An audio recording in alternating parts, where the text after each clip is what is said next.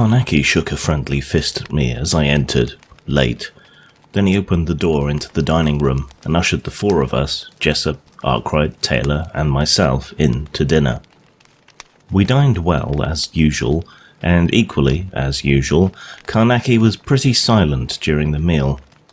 At the end, we took our wine and cigars to our usual positions, and Carnacki, having got himself comfortable in his big chair, began without any preliminary. "I've just got back from Ireland again," he said, "and I thought you chaps would be interested to hear my news. Besides, I fancy I shall see the thing clearer after I've told it all out straight. I must tell you this, though. At the beginning, up to the present moment, I have been utterly and completely stumped. I have tumbled upon one of the most peculiar cases of haunting or devilment of some sort that I have ever come against. Now listen. I have been spending the past few weeks at Eastry Castle, about 20 miles northeast of Galway. I got a letter about a month ago from a Mr. Sid K. Tassock, who, it seemed, had bought the place lately and moved in, only to find that he'd bought a very peculiar piece of property. When I got there, he met me at the station, driving a jaunting car, and drove me up to the castle, which, by the way, he called a house shanty. I found that he was pigging it there with his boy brother and another American, who seemed to be half servant and half companion. It seems that all the servants had left the place, in a body, as you might say, and now they were managing among themselves, assisted by some day help. The three of them got together a scratch feed, and Tassock told me all about the trouble while we were at the table. It is most extraordinary and different from anything I've had to do with, though that buzzing case was very queer too. Tassock began right in the middle of his story. "We've got a room in this shanty," he said, "which has got a most infernal whistling in it, sort of haunting it. The thing starts at any time, and you never know when, and it goes on until it frightens you. All the servants have gone, as you know. It's not ordinary whistling, and it isn't the wind. Wait till you hear it." "We're all carrying guns," said the boy, and slapped his coat pocket. "As bad as that?" I said, and the older boy nodded. "It may be soft," he replied, "but wait till you've heard it. Sometimes I think it's some infernal thing, and the next moment I'm just as sure that someone's playing a trick on me." "Why?" I asked. "What is to be gained?" "You mean," he said, "that people usually have some good reason for playing tricks as elaborate as this? Well, I'll tell you. There's a lady in this province by the name of Miss Donoghue, who's going to be my wife, this day 2 months. She's more beautiful than they make them, and so far as I can see, I've just stuck my head into an Irish hornet's nest. There's about a score of hot young Irishmen been courting her these 2 years gone, and now that I've come along and cut them out, they feel raw against me. Do you begin to understand the possibilities?" "Yes," I said, "perhaps I do, in a vague sort of way, but I don't see how all this affects the room." "Like this," he said. "When I'd fixed it up with Miss Donoghue, I looked out for a place and bought this little house shanty. Afterward, I told her one evening during dinner that I'd decided to tie up here, and then she asked me whether I wasn't afraid of the whistling room. I told her it must have been thrown in gratis, as I'd heard nothing about it. There were some of her men friends present, and I saw a smile go round. I found out after a bit of questioning that several people have bought this place during the last 20-odd years, and it was always on the market again after a trial. Well, the chaps started to bait me a bit, and offered to take bets after dinner that I'd not stay 6 months in the place. I looked once or twice to Miss Donoghue, so as to be sure I was getting the note of the talkie-talkie, but I could see that she didn't take it as a joke at all. Partly, I think, because there was a bit of a sneer in the way the men were tackling me, and partly because she really believes there is something in this yarn of the whistling room. However, after dinner, I did what I could to even things up with the others. I nailed all their bets and screwed them down hard and safe. I guess some of them are going to be hard hit, unless I lose, which I don't mean to. Well, there, you have practically the whole yarn. "Not quite," I told him. All that I know is that you've bought a castle with a room that is in some way queer, and you've been doing some betting. Also, I know that your servants have got frightened and run away. Tell me something about the whistling. Oh, that, said Tassoc. That started the second night we were in. I'd had a good look round the room in the daytime, as you can understand, for the talk up at Alstray, Miss Donohue's place, had made me wonder a bit, but it seems just as usual that some of the other rooms in the old wing perhaps are only a bit more lonesome, but that may be because the talk about it, you know? The whistling started about 10 o'clock on the second night. As I said, Tom and I were in the library when we heard an awfully queer whistling coming down the east corridor. The room is in the east wing, you know. That's that blessed ghost, I said to Tom, and we collared the lamps off the table and went up to have a look. I tell you, even as we dug along the corridor, it took me a bit in the throat. It was so beastly queer. It was a sort of tune in a way, but more as if a devil or some rotten thing were laughing at you and going to get round at your back. That's how it makes you feel. When we got to the door, we didn't wait, but rushed it open. Then I tell you, the sound of the thing fairly hit me in the face. Tom said he got it in the same way, sort of felt stunned and bewildered. We looked all round and soon got so nervous we just cleared out, and I locked the door.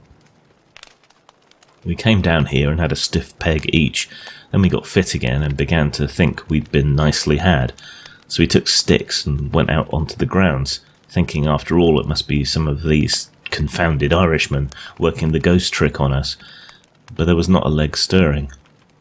We went back into the house and walked it over and then paid another visit to the room, but we simply couldn't stand it. We fairly ran out and locked the door again.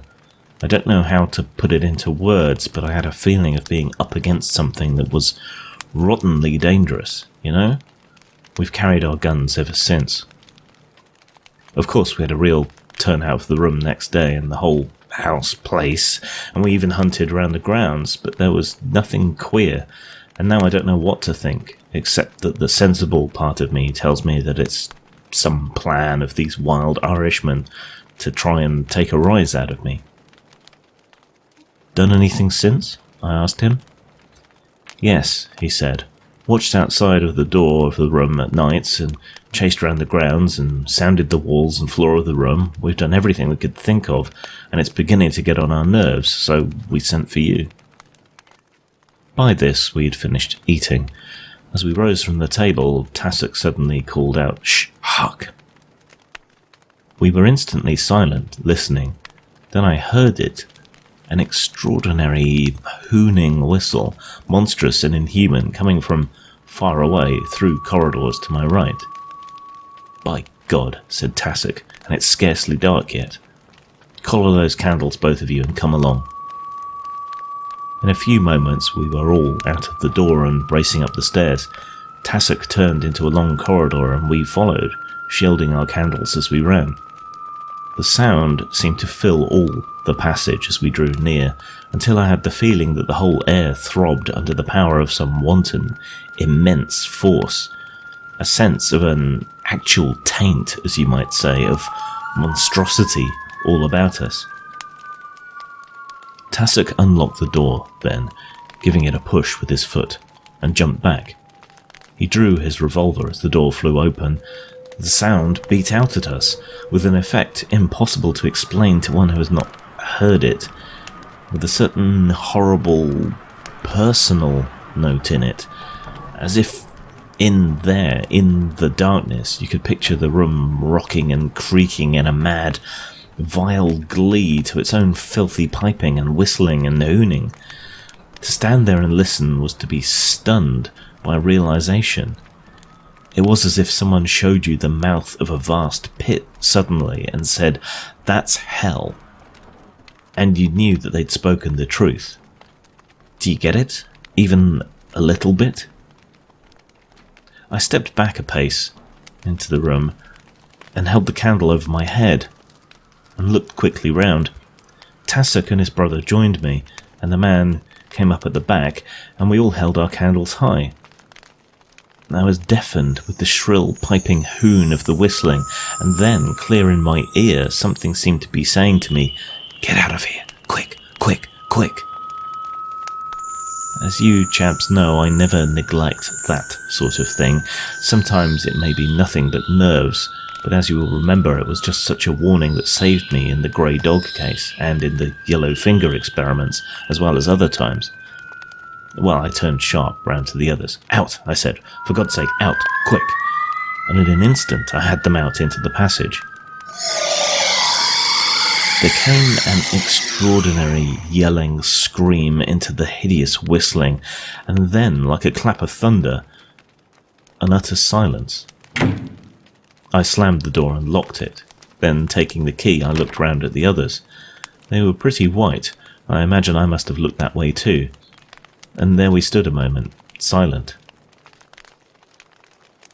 "Come down out of this and have some whiskey," said Tassoc, at last, in a voice he tried to make ordinary, and he led the way.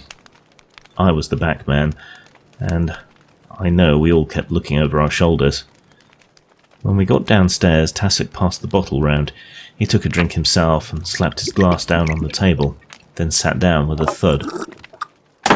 "That's a lovely thing to have in the house with you, isn't it?" he said, and directly afterward, "What on earth made you hustle us all out like that, Carnacki?" "Something seemed to be telling me to get out quick," I said. "Sounds a bit silly, superstitious, I know, but when you're meddling with this sort of thing, you've got to take notice of queer fancies and risk being laughed at." I told him then about the grey dog business, and he nodded a lot to that. "Of course," I said, "this may be nothing more than those would-be rivals of yours playing some funny game, but personally, though, I'm going to keep an open mind. I feel that there is something beastly and dangerous about this thing." We talked for a while longer, and then Tassoc suggested billiards, which we played in a pretty half-hearted fashion, and all the time cocking an ear to the door, as you might say, for sounds, but none came, and later, after coffee, he suggested early bed and a thorough overhaul of the room on the morrow. My bedroom was in the newer part of the castle, and the door opened into the picture gallery. At the east end of the gallery was the entrance to the corridor of the east wing. This was shut off from the gallery by two old and heavy oak doors, which looked rather odd and quaint beside the more modern doors of the various rooms. When I reached my room, I did not go to bed, but began to unpack my instrument trunk, of which I had retained the key. I intended to take one or two preliminary steps at once in my investigation of the extraordinary whistling. Presently, when the castle had settled into quietness, I slipped out of my room and across the entrance of the great corridor. I opened one of the low, squat doors and threw the beam of my pocket searchlight down the passage. It was empty, and I went through the doorway and pushed to the oak behind me, then along the great passageway, throwing my light before and behind and keeping my revolver handy. I had hung a protection belt of garlic round my neck, and the smell of it seemed to fill the corridor and give me assurance, for, as you all know, it is a wonderful protection against the more unusual, airy forms of semi-materialization, by which I suppose the whistling might be produced, though at that period of my investigation I was quite prepared to find it due to some perfectly natural cause, for it is astonishing the enormous number of cases that prove to have nothing abnormal in them. In addition to wearing the necklet, I had plugged my ears loosely with garlic, and as I did not intend to stay more than a few minutes in the room, I hoped to be safe. When I reached the door and put my hand into my pocket for the key, I had a sudden feeling of sickening funk, but I was not going to back out, if I could help it. I unlocked the door and turned the handle. Then I gave the door a sharp push with my foot, as Tassoc had done, and drew my revolver, though I did not expect to have any use for it, really. I shone my searchlight all round the room, then stepped inside with a disgustingly horrible feeling of walking slap into a waiting danger. I stood a few seconds waiting, and nothing happened, and the empty room showed bare from corner to corner. And then, I realized that the room was full of an abominable silence. Can you understand that? A sort of purposeful silence, just as sickening as any of the filthy noises the things have power to make. Do you remember what I told you about that silent garden business? Well, this room had just the same malevolent silence, the beastly quietness of a thing that is looking at you and not seeable itself, and thinks it has got you. Oh, I recognized it instantly, and I whipped the top off my lantern so as to have light over the whole room. Then I set to, working like fury and keeping my glance all about me. I sealed the 2 windows with lengths of human hair right across and sealed them at every frame. As I worked, a queer, scarcely perceptible tenseness stole into the air of the place, and the silence seemed, if you can understand me, to grow more solid. I knew then that I had no business there without full protection, for I was practically certain that this was no mere airy development, but one of the worst forms, as the citee, like that grunting man case, I finished the window and hurried over to the great fireplace. This is a huge affair, and has a queer gallows iron, I think they're called, projecting from the back of the arch. I sealed the opening with 7 human hairs, the 7th crossing the 6 others. Then, just as I was making an end, a low, mocking whistle grew in the room. A cold, nervous pricking went up my spine and round my forehead from the back. The hideous sound filled all the room with an extraordinary, grotesque parody of human whistling, too gigantic to be human, as if something gargantuan and monstrous made the sound softly. As I stood there a last moment pressing down the final seal, I had no doubt that I had come across one of those rare and horrible cases of the inanimate reproducing the functions of the animate. I made a grab for my lamp and went quickly out the door, looking over my shoulder and listening for the thing that I expected. It came just as I got my hand upon the handle, a squeal of incredible, malevolent anger piercing through the low hooning of the whistling.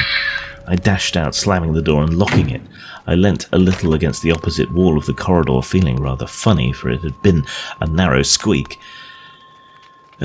There be no safety to be gained by gaids of holiness when the monster hath power to speak through wood and stone.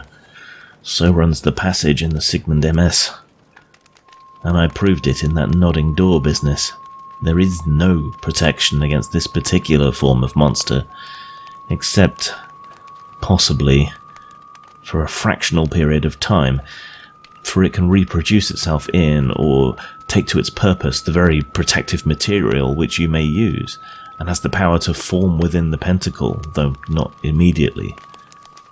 There is, of course, the possibility of the unknown last line of the Samar ritual being uttered, but it is too uncertain to count upon, and the danger is too hideous. And even then it has no power to protect for more than maybe 5 beats of the heart, as the Sigsand has it. Inside of the room there was now a constant, meditative, hooning whistling, but presently this ceased, and the silence seemed worse, for there is such a sense of hidden mischief in silence. After a while I sealed the door with crossed hairs, and then cleared off down the great passage, and so to bed. For a long time I lay awake, but managed eventually to get some sleep.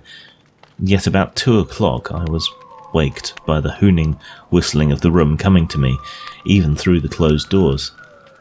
The sound was tremendous, and seemed to beat through the whole house with a presiding sense of terror, as if, I remember thinking, some monstrous giant had been holding mad carnival with itself at the end of that great passage.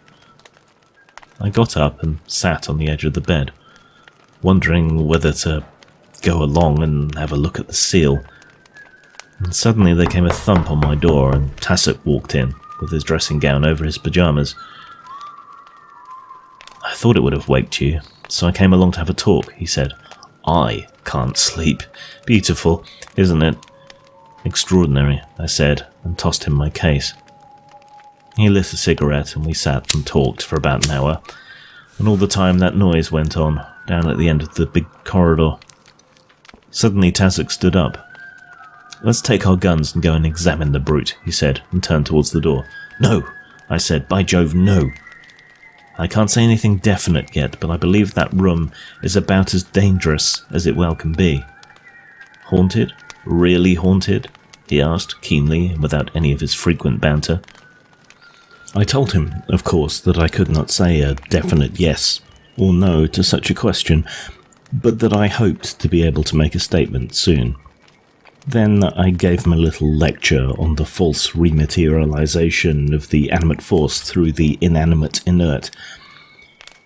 He began then to see the particular way in the room might be dangerous, if it were really the subject of such a manifestation. About an hour later, the whistling ceased quite suddenly, and Tassoc went off again to bed. I went back to mine also, and eventually got another spell of sleep. In the morning, I went along to the room. I found the seals on the door intact. Then I went in. The window seals and the hair were all right, but the seventh hair across the great fireplace was broken. This set me thinking.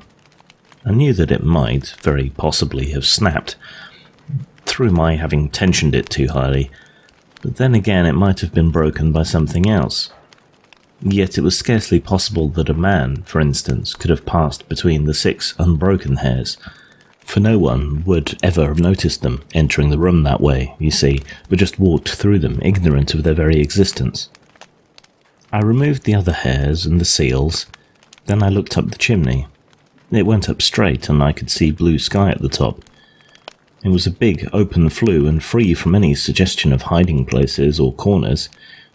Yet, of course, I did not trust to any such casual examination, and after breakfast I put on my overalls and climbed to the very top, sounding all the way, but I found nothing.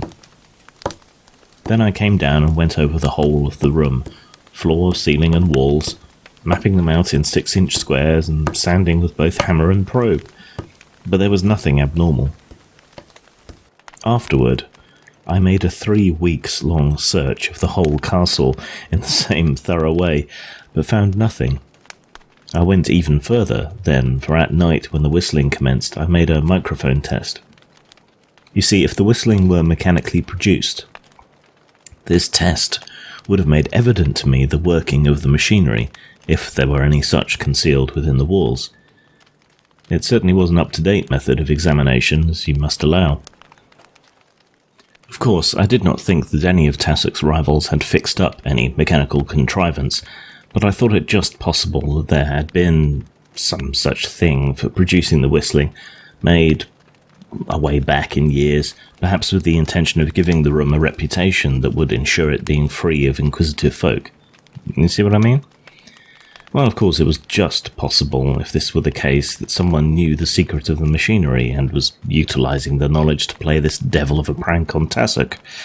The microphone test of the walls would certainly have made this known to me, as I've said, but there was nothing of the sort in the castle, so that I had practically no doubt at all now that it was a genuine case of what is popularly termed haunting. All this time, every night, and sometimes most of each night, the hooning, whistling of the room was intolerable. It was as if an intelligence knew that steps were being taken against it, and piped and hooned in a sort of mad, mocking contempt. I tell you, it was as extraordinary as it was horrible. Time after time I went along, tiptoeing noiselessly on stockinged feet to the sealed door, for I always kept the room sealed.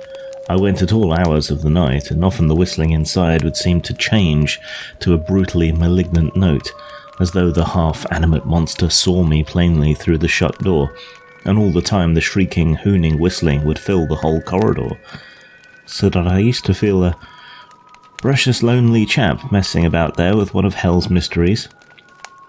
And every morning I would enter the room and examine the different hairs and seals. You see, after the first week I had stretched parallel hairs all along the walls of the room and along the ceiling. But over the floor, which was of polished stone, I had set out little colourless wafers, tacky side uppermost. Each wafer was numbered, and they were arranged after a definite plan, so that I should be able to trace the exact movements of any living thing that went across the floor. You will see that no material being or creature could possibly have entered that room without leaving many signs to tell me all about it, but nothing was ever disturbed, and I began to think that I would have to risk an attempt to stay the night in the room in the electric pentacle. Yet, mind you, I knew that that would be a crazy thing to do, but I was getting stumped and ready to do anything. Once, about midnight, I did break the seal on the door and have a quick look in. But I tell you, the whole room gave one mad yell and seemed to come toward me in a great belly of shadows, as if the walls had bellied in towards me. Of course, that might have been fancy. Anyway, the yell was sufficient, and I slammed the door and locked it, feeling a bit weak down my spine. You know the feeling. And then, when I had got to that state of readiness for anything, I made something of a discovery. It was about 1 in the morning, and I was walking slowly round the castle, keeping in the soft grass. I'd come under the shadow of the east front, and far above me I could hear that vile, hooning whistle of the room up in the darkness of the unlit wing. Then suddenly, a little in front of me, I heard a man's voice, speaking low but evidently in glee. "By George, you chaps, but I wouldn't care to bring a wife home in that," it said, in the tone of the cultured Irish. Someone started to reply, but there came a sharp exclamation, then a rush. I heard footsteps running in all directions. Evidently, the men had spotted me. For a few seconds I stood there, feeling an awful ass. After all, they were at the bottom of the haunting. Do you see what a big fool it made me seem? I had no doubt that they were some of Tassock's rivals, and here I had been feeling in every bone that I had hit a real, bad, genuine case. And then, there came the memory of hundreds of details that made me just as much in doubt again. Anyway, whether it was natural or abnatural, there was a great deal to be cleared up. I told Tassock next morning what I had discovered, and through the whole of every night for 5 nights, we kept a close watch round the east wing, where there was never a sign of anyone prowling about, and all the time, almost from evening to dawn, that grotesque whistling would hoon incredibly far above us in the darkness. On the morning after the 5th night, I received a wire from here, which brought me home by the next boat. I explained to Tassock that I was simply bound to come away for a few days, but I told him to keep up the watch round the castle. One thing I was very careful to do, and that was to make him absolutely promise never to go into the room between sunset and sunrise. I made it clear to him that we knew nothing definite yet, one way or the other, and if the room were what I had first thought it to be, it might be a lot better for him to die first than enter it after dark. When I got here and had finished my business, I thought you chaps would be interested, and also I wanted to get it all spread out clear in my mind, so I rung you up. I'm going over again tomorrow, and when I get back, I ought to have something pretty extraordinary to tell you. By the way, there is a curious thing I forgot to tell you. I tried to get a phonographic record of the whistling, but it simply produced no impression on the wax at all. That is one of the things that has made me feel queer, I can tell you. Another extraordinary thing is that the microphone will not magnify the sound, or not even transmit it, seems to take no account of it, and acts as if it were non-existent. I'm absolutely and utterly stumped, up to the present.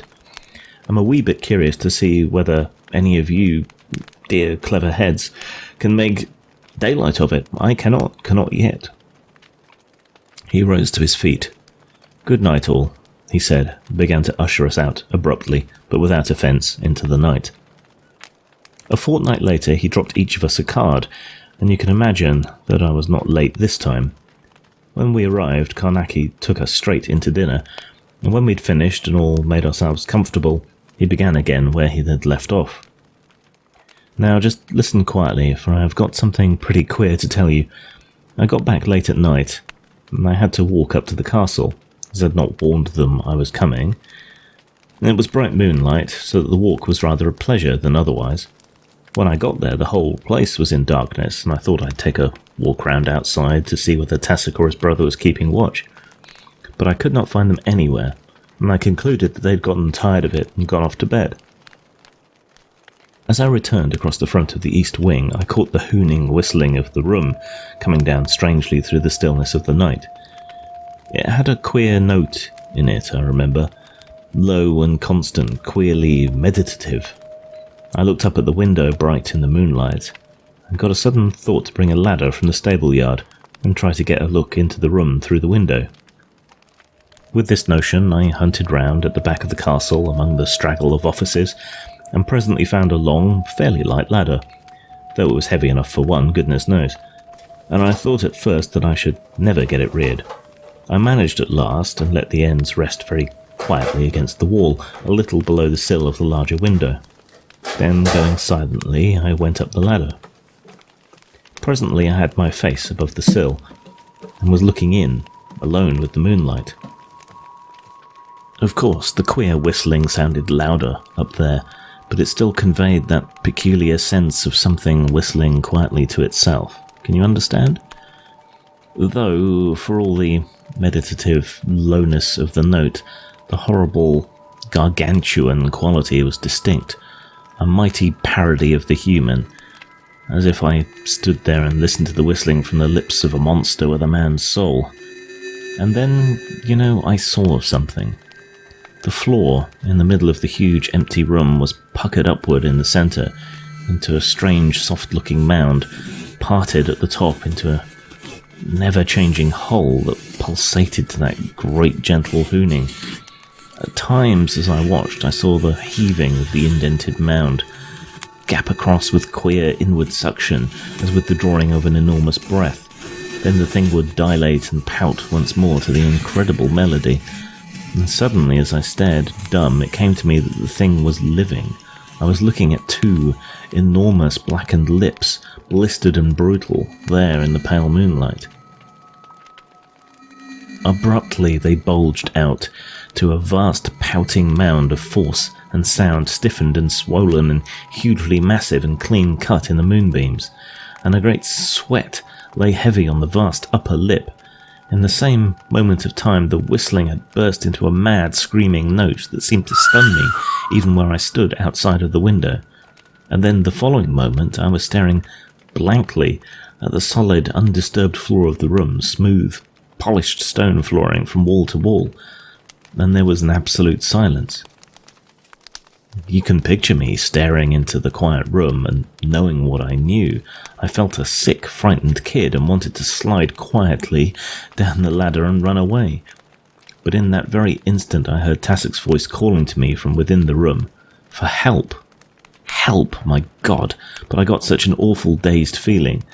I had a vague, bewildered notion that, after all, it was the Irishman who had got himself in there, and were taking it out of him. And then the call came again, and I burst the window and jumped in to help him. I had a confused idea that the call had come from within the shadow of the great fireplace, and I raced across to it, but there was no one there. "Tassoc!" I shouted, and my voice went empty-sounding round the great apartment. And then, in a flash, I knew that Tassoc had never called. I whirled round, sick with fear, towards the window, and as I did so, a frightful, exultant, whistling scream burst through the room. On my left, the end wall had bellied in towards me, and a pair of gargantuan lips, black and utterly monstrous, to within a yard of my face. I fumbled for a mad instant at my revolver. Not for it, but myself, for the danger was 1,000 times worse than death. And then suddenly, the unknown last line of the Sa'ama ritual was whispered quite audibly in the room. Instantly the thing happened that I've known once before. There came a sense as of dust falling continually and monotonously, and I knew that my life hung uncertain and suspended for a flash, in a brief reeling vertigo of unseeable things. Then that ended, and I knew that I might live. My soul and my body blended again, and life and power came to me. I dashed furiously at the window and hurled myself out head foremost, for I can tell you that I had stopped being afraid of death. I crashed down onto the ladder and slithered, grabbing and grappling, and so came some way or other alive at the bottom, and there I sat in the soft wet grass with the moonlight all about me, and far above, through the broken window of the room, there was a low whistling. That is the chief of it. I was not hurt. I went round to the front, and knocked Tassoc up. When they let me in, we had a long yarn over some good whisky, for I was shaken to pieces, and I explained things much as I could. I told Tassoc that the room would have to come down, and every fragment of it burned in a blast furnace erected within a pentacle. He nodded. There was nothing to say. Then I went to bed. We turned a small army onto the work, and within 10 days that lovely thing had gone up in smoke, and what was left was calcined and clean. It was when the workman was stripping the panelling that I got hold of a sound notion of the beginnings of that beastly development. Over the great fireplace, after the great oak panels had been torn down, I found that there was let into the masonry a scrollwork of stone, with, on it, an old inscription in ancient Celtic. That here in this room was burned Dian Tianze, jester of King Alzoth, who made the Song of Foolishness upon King Ernor of the Seventh Castle. When I got the translation clear, I gave it to Tassoc. He was tremendously excited, for he knew the old tale. Took me down to the library to look at an old parchment that gave the story in detail. Afterward, I found that the incident was well known about the countryside, but always regarded there more as a legend than as history, and no one seemed to have dreamt that the old east wing of Eastre Castle was the remains of that ancient seventh castle. From the old parchment I gathered that there had been a pretty dirty job done away back in years. It seemed that King Alzoth and King Ernor had been enemies by birthright, as you might say, truly, but that nothing more than a little raiding had occurred on either side for years, until Dian Tianze made the Song of Foolishness upon King Ernor and sang it before King Alzoth. And so greatly was it appreciated that King Alzoth gave the jester one of his ladies to wife. Presently, all the people of the land had come to know the song, and so it came at last to King Ernor, who was so angered that he made war upon his old enemy, and took and burned him and his castle. But Dian Tianze, the jester, he brought with him to his own place, and having torn out his tongue, because of the song which he had made and sung, he imprisoned him in the room in the east wing, which was evidently used for unpleasant purposes, and the jester's wife he kept for himself, having a fancy for her prettiness. But one night, Dian Tianze's wife was not to be found, and in the morning they discovered her lying dead in her husband's arms, and he sitting, whistling the Song of Foolishness, for he had no longer the power to sing it. Then they roasted Dian Tianze in the great fireplace, probably from that self-same galley iron which I have already mentioned, and until he died, Dian Tianze ceased not to whistle the Song of Foolishness, which he could no longer sing. But afterwards, in that room, there was often heard at night the sound of something whistling, and there grew a power in that room, so that none dared to sleep in it. And presently, it would seem, the king went to another castle, for the whistling troubled him. There you have it all. Of course, that is only a rough rendering of the translation of the parchment, but it sounds extraordinarily quaint, don't you think so? Yes, I said, answering for the lot. But how did the thing grow to such tremendous manifestation? One of those cases of continuity of thought producing a positive action upon the immediate surrounding material, replied Carnacki. The development must have been going forward through centuries to have produced such a monstrosity. It was a true instance of Saiti manifestation, which I can best explain by likening it to a living spiritual fungus, which involves the very structure of the ether fibre itself. Of course, in so doing, it acquires essential control over the material substance involved in it. It is impossible to make plainer in few words. What broke the seventh hair? Asked Taylor. But Carnacki did not know. He thought it was probably nothing but being too severely tensioned. He also explained that they found out that the men who'd run away had not been up to mischief, but had come over secretly, merely to hear the whistling, which, indeed, had suddenly become the talk of the whole countryside. One other thing, said Arkwright. Have you any idea what governs the use of the unknown last line of the Samar ritual? I know, of course, that it was used by the abhuman priests in the incantation of Ra'e, but what used it on your behalf? And what made it? You'd better read Hazen's monograph and my addenda to it on astral coordination and interference, said Carnacki. It is an extraordinary subject, and I can only say here that the human vibration may not be insulated from the astral, as is always believed to be the case in interferences by the abhuman, without immediate action being taken by those forces which govern the spinning of the outer circle. In other words, it is being proved time after time that there is some inscrutable protective force constantly intervening between the human soul, not the body, mind you, and the outer monstrosities. Am I clear? Yes, I think so, I replied. And you believed that the room had become the material expression of the ancient jester, that his soul, rotten with hatred, had bred into a monster, I asked. Yes, said Carnacki, nodding. I think you've put my thought rather neatly. It is a queer coincidence that Miss Donahue is supposed to be descended, so I've heard since, from the same King Ernor. It makes one think some curious thoughts, doesn't it? The marriage coming on, and the room waking to fresh life. If she had gone into that room ever, It had waited a long time. Sins of the fathers. Yes, I've thought of that. They're to be married next week, and I am to be best man, which is a thing I hate. And he won his bets, rather. Just think, if ever she'd gone into that room. Pretty horrible, eh? He nodded his head grimly, and we four nodded back. Then he rose and took us collectively to the door, and presently thrust us forth in a friendly fashion on the embankment and into the fresh night air. Good night, we all called back, and went to our various homes. If she had, eh? If she had. That is what I kept thinking.